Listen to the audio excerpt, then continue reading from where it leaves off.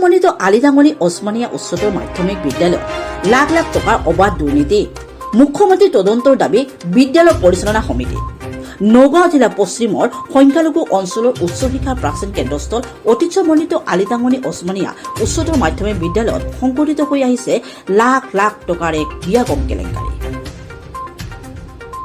বিদ্যালয়ৰ অধ্যক্ষ এইজন ডক্টৰ ফকৰুদ্দিন আলী আহমেদে নীতি বহিৰ্ভূতভাৱে বিদ্যালয়ৰ সাধাৰণ একাউণ্টত SMDCৰ সভাপতি যুটীয়া একাউণ্ট নকৰি নিজৰ নামৰ ডাকি নিজৰ অঙহী বঙহীৰ মাধ্যম সংঘটিত কৰিছে এই কেলেংকাৰী।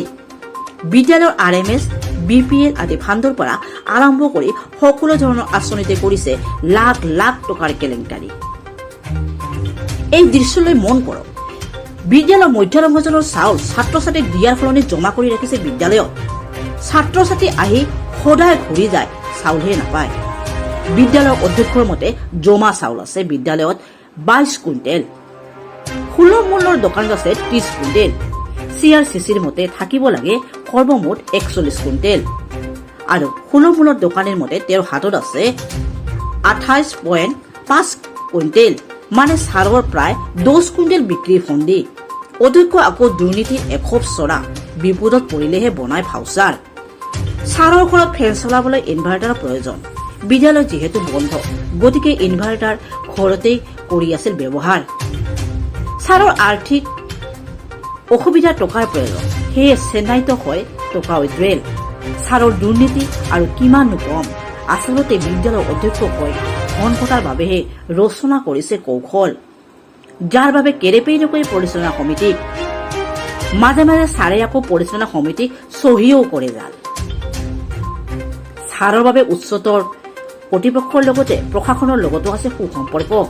বিভিন্ন শিতানৰ প্ৰায় 27 লাখ টকাৰ দুৰ্নীতি কৰাৰ বাবে বিদ্যালয় পৰিচালনা সমিতিৰ এজাহাৰ কৰাৰ উপৰিও বিভাগীয় কমপ্লেইন কৰিব নোৱাৰে একোডাল।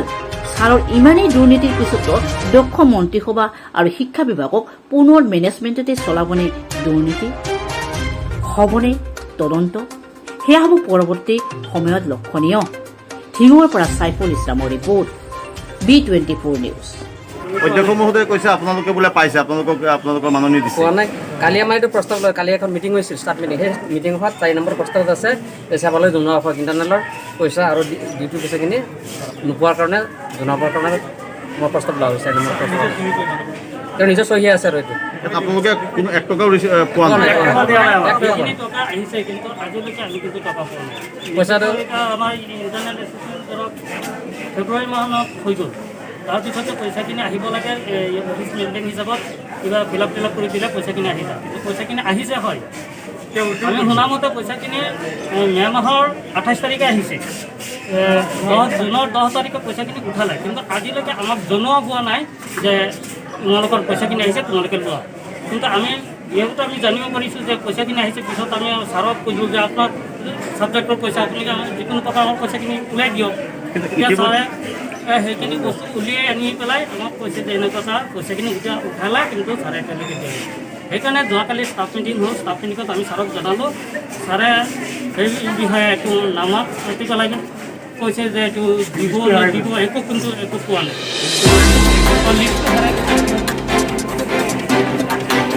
যোৱাকালি আমাৰ এটা ষ্টাফ মিটিং গৈছে, সেই ষ্টাফ মিটিঙত মই হাতযোৰ কৰি, কাৰণ যিহেতু মই SMDCৰ মেম্বাৰ, মই গোটেই ঘটনাখিনি জানো। 2019 চনৰ 30 জুনত আমাৰ এটা মিটিং হৈছিল, তাত আমি বৃহৎ কেলেংকাৰী দেখা পাইছিলোঁ। তেতিয়া আমি এটা প্ৰস্তাৱ লৈছিলোঁ যে জইণ্ট একাউণ্ট হ'ব লাগে। আপোনালোকে নিশ্চয় পাব, কাগজ হয়তো আমাৰ প্ৰেচিডেণ্টটো আপোনালোক দিছে মই নাজানো। তেতিয়াৰ পৰা আজিলৈকে জইণ্ট একাউণ্ট কিয় হোৱা নাই, একমাত্ৰ এইটো প্ৰিন্সিপাল ছাৰৰ পৰা আৰু SMDC আমাৰ প্ৰেচিডেণ্টক কৈছোঁ, প্ৰেচিডেণ্টে তেওঁক কৈ তাক লগ কৰাব পৰা নাই, আজিলৈকে কৰাব পৰা নাই SMDC। যোৱাকালি মিটিঙত আমি বাধ্য হৈছোঁ তাত যে তেওঁক হাতযোৰটো আমি অনুৰোধ কৰিছোঁ যে চাওক বহুত বদনাম হৈছে, আপুনি এটা জইণ্ট একাউণ্টটো অকলে কৰিব, জইণ্ট একাউণ্ট কৰি দিয়ক। কাৰণ আপোনাক বহুত দিনৰ পৰা জইণ্ট একাউণ্ট কৰাৰ কথা কৈ আছে, কিন্তু তেওঁ জইণ্ট একাউণ্ট নকৰে। কি কাৰণত নকৰে একমাত্ৰ ৰহিছাটো তেওঁই জানে। আৰু তাৰ কাৰণে এই যে বৃহৎ যিটো কেলেংকাৰী হৈছে, এই জইণ্ট একাউণ্ট নকৰাৰ মূল কাৰণ সেইটো। মোৰ নাম আমিনুল ইছলাম ফৰাজী। আপুনি কি আলিতাংগনি আলিতাংগনি জামিনী ক্লাষ্টাৰ CRCC। আলিতাংগনি উচ্চতৰ মাধ্যমিক বিদ্যালয়ত বৰ্তমানলৈকে কিমানখিনি চাউল থাকিব লাগে আপোনাৰ হিচাপত কেনে?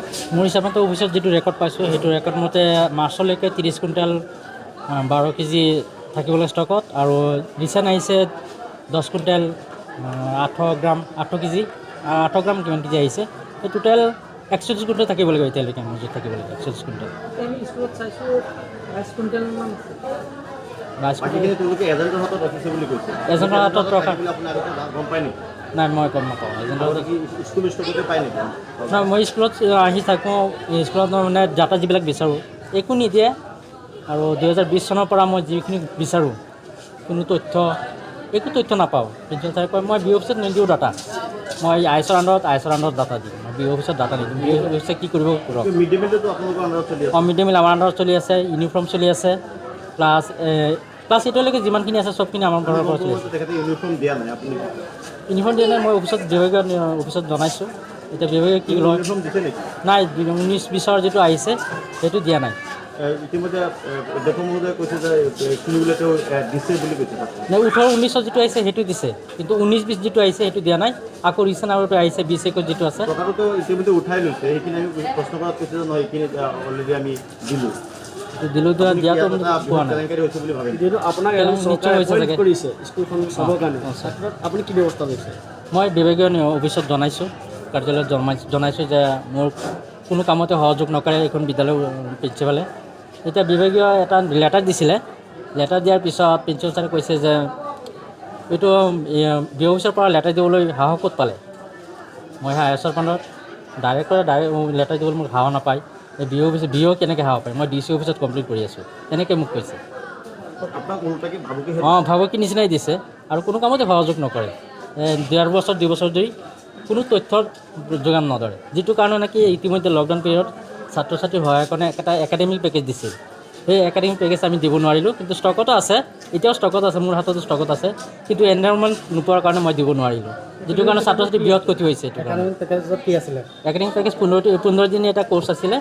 এইটো কোৰ্চত প্ৰত্যেকজন ছাত্ৰ ছাত্ৰীক বিলাব দিছে, আৰু তাৰ লগত ছাত্ৰ ছাত্ৰীয়ে যিখিনি নাপাৰে সেইখিনি শিক্ষকসকলে ঘৰে ঘৰে গৈ পেলাই এইটো শিকাব দিছে। লগতে ছাত্ৰ ছাত্ৰী কিমানখিনি ইয়াত জ্ঞান আহৰণ কৰিব পাৰিছে সেইখিনি তথ্য আমাক ল'ব দিছে। পেকেজটো ফুলফিল নহ'লে? পেকেজখিনি দিবই নোৱাৰিলোঁ, এনভাইৰনমেণ্ট নিদিয়াকৈ। কিমান ছাত্ৰ ছাত্ৰী আছে মোক ডাটাই দিয়া নাই, ডাটা দিলেহে দিব পাৰিলোঁ হয়। একদম আপোনাক কোনো সহযোগ একো সহযোগ নকৰে, প্ৰায় 1.5 বছৰ ধৰি একো সহযোগ নকৰে। SMC কমিটিও আছে। এতিয়া আপোনাৰ বিদ্যালয়ৰ নামত যিটো একাউণ্ট চলি আছে তাত SMC জড়িত কৰা হৈছে। আমাৰ হাতত পৰা দেখোনলৈ SMC নোহোৱাকৈ বোলে আপুনি চলাই আছে আপোনাৰ ব্যক্তিগত একাউণ্ট? নাই, তেনেকুৱা নহয়। আচলতে আমাৰ এই SMDCৰ নামত 2টা জইণ্ট একাউণ্ট আছে। এটা হ'ল আপোনাৰ RMSৰ আৰু এটা হ'ল মিড ডে মিলৰ, আগৰ পৰা চলি আছে।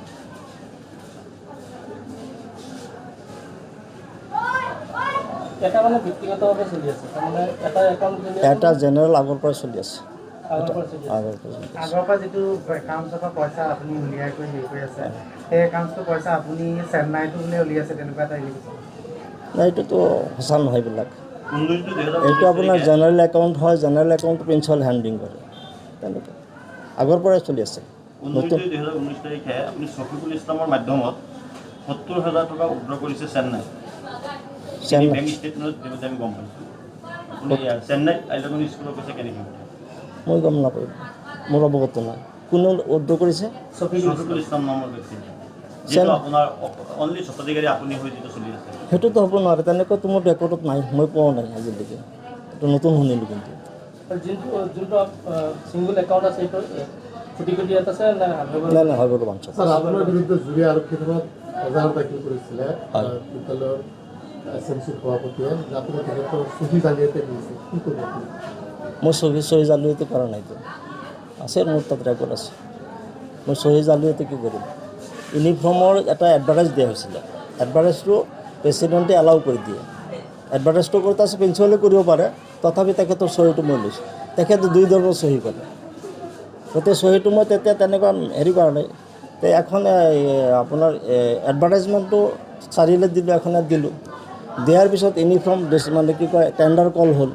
টেণ্ডাৰ আহিল, টেণ্ডাৰ আপোনাৰ হেৰি কৰাৰ কাৰণে স্কুটিনি কৰাৰ কাৰণে ফাইনেল কৰাৰ কাৰণে এটা চাব কমিটি কৰি দিলে। দিয়াৰ পিছত চাব কমিটিয়ে টেণ্ডাৰটো ফাইনেল কৰিলে, কৰাৰ পিছত ইউনিফৰ্মৰ কাপোৰ দিলে, দিয়াৰ পিছত চেক ইছ্যু কৰিলে প্ৰেচিডেণ্টে। চেক ইছ্যু কৰি দুজনে আমি জইণ্ট একাউণ্টটো চেক ইছ্যু কৰি দিলোঁ, বেচাৰা পইচা পালোঁ। পইচা পোৱাৰ পিছত আহিল এইটো বোলে মই এডভাৰটাইজমেণ্টত বোলে মই জাল চহী কৰিছোঁ। মইতো জাল চহী কৰা নাই। আৰু সেইটো থানাত কেছ দি থানাই মই ভেৰিফিকেশ্যন কাৰণে গোটেইখিনি মই ৰেকৰ্ড দিছোঁ। আজিলৈকে মোক ফলছত পেলাব পৰা নাই। আৰু সেইটো চহী মই জাল কৰাৰ কি যুক্তিটো আছে? যিটো শৈশৱৰ যিটো একাউণ্ট আছে, স্কুলৰ নামত যিটো একাউণ্ট আছে, সেইটোৰ যিটো একাউণ্ট এইটো জইণ্ট একাউণ্ট কৰিবলৈ তাৰপিছত আপোনাৰ সেই CC কেমেৰাটো লৈ গ'ল, দুবাৰ সোমাইছে চোৰ। সেইটো পিছত মই বন্ধ কৰিছোঁ। কথা হ'ল ইয়াত ছেফ নহয়, দৰ্জাবিলাক চাব ছেফ নহয়। গতিকে বস্তু ইয়াত থাকিব পাৰে নহয় আপুনি চাওক, বাউচাৰখিনিতো এটা মূল্যৱান বস্তু। বাউচাৰ কওক, আপোনাৰ এই ৰেজিষ্টাৰবিলাক কওক, যিখিনি হিচাপ কিতাপ 2 ঘণ্টা সময়ৰ ভিতৰত আমাক ভাষাখিনি দেখুৱাব পাৰিব। 2 ঘণ্টা সময়ৰ ভিতৰত দেখুৱাব পাৰিম। ঘৰত যাব নগাঁও যাওঁতে 1 ঘণ্টা 2 ঘণ্টা লাগিব। 2 ঘণ্টা সময়ৰ ভিতৰত আমাক প্ৰেছৰ মানুহক ভাষাখিনি প্ৰভাইড কৰক। পাৰিম। 2 ঘণ্টা মানে কি আপোনালোকক জেৰক্স দি দিম পিছত লাগিলে। পিছত নহয়, আমাক আজি লাগিব। আজি লাগিলেতো আপোনাৰ ঘৰ জুৰিয়াত নহয় জানো? জুৰিয়াত জুৰিয়া ইয়াৰ পৰা